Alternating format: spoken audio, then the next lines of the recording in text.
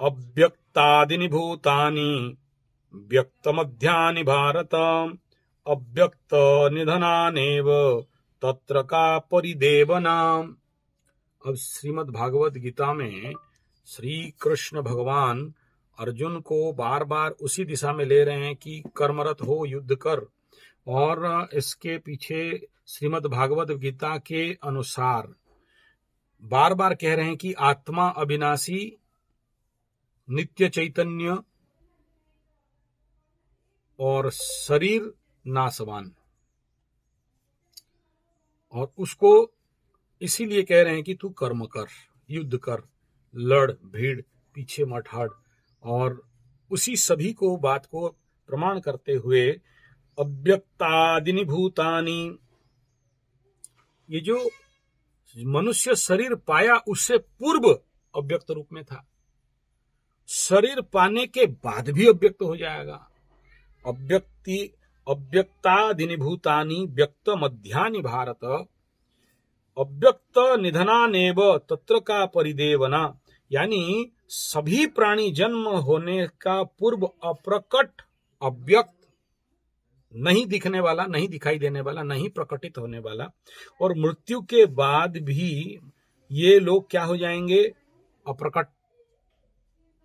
तो मध्य में, यानी जन्म से पहले, जन्म, मृत्यु के बाद का जो बीच वाला पार्ट है, यही एक पार्ट है जहां पर केवल प्रकट है। तो जन्म से पूर्व भी अप्रकट थे, जन्म के मृत्यु के बाद भी अप्रकट हो जाएंगे।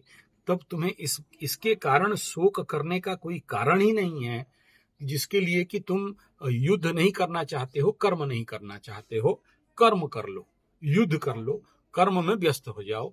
और यही एस्ट्रोलॉजिकल पॉइंट ऑफ व्यू और शनि का विचार भी यहीं पर आके समाप्त होता है कि आप कर्म करो, और तुम इस किस भाव से करोगे, उस भाव का तत्व इतना ही है कि तुम्हें कर्म ही करना है। यहां इतना ही फाइनलाइजेशन हो रहा है कि हम प्रकट बहुत कम समय के लिए हैं, अप्रकटित थे और मरने के बाद फिर से अप्रकटित हो जाएंगे। तो जो अप्रकटित हैं, जिसका हमारा प्रकट, जो हमें अभी केवल कुछ पल के लिए जो दिख रहे हैं, तो ये तो अति बहुत कम समय का है। तो इसके लिए, इसके प्रति शोकग्रस्त होना, मोहग्रस्त होना, दुखी होना कोई कारण नहीं है। तुम नहीं भी मारोगे, ये लोग अपने मर के अप्रकटित हो जाएंगे। तुम केवल निमित्त मात्र है, इसलिए इसके प्रति तुम्हें सोचने का, चिंतन करने का नहीं है। उठो और कर्म करो। बार बार इसी के तरफ ही इंगित कर रहे हैं। और फिर आगे बता रहे हैं, औसत आश्चर्यवत् पश्यति कश्चिदेन माश्चर्यवत् वदति तथैव चान्यम् आश्चर्यवचै नमः शृणोति श्रुत्वाप्येनं वेद न चैव कश्चित्। जो भी ऐसे महापुरुष हैं जो इस सब तत्व को समझ पाते हैं, आत्मा को आश्चर्यवत देखते हैं, आश्चर्यवत पश्यति, ये बड़ा आश्चर्य होके देखते हैं, आश्चर्यवत पश्यति। और ये अन्य जो भी महापुरुष हैं, तत्व को आश्चर्य वर्णना भी करते हैं, क्योंकि उनके परिकल्पना से बहुत बाहर।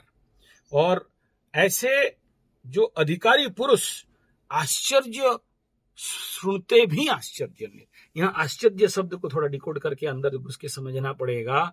आश्चर्य मतलब हाँ, ऐसा नहीं आश्चर्यजनित हो गए, ऐसा नहीं, ये कुछ उससे परे।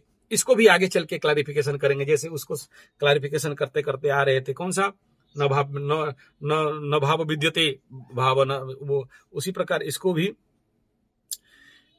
आश्चर्य होने के बावजूद भी इसको जान नहीं पाते, समझ नहीं पाते, बूझ नहीं पाते हैं। श्रुत्वाप्येनं वेद न चैव कश्चित् आश्चर्यवच्यै न मन्यः शृणोति। यद्यपि आश्चर्य हो के सुनते हैं, समझते हैं, देखते हैं, बोलते भी हैं, लेकिन ये लोग समझ नहीं पाते। चलिए भोजन में बैठ जाइए।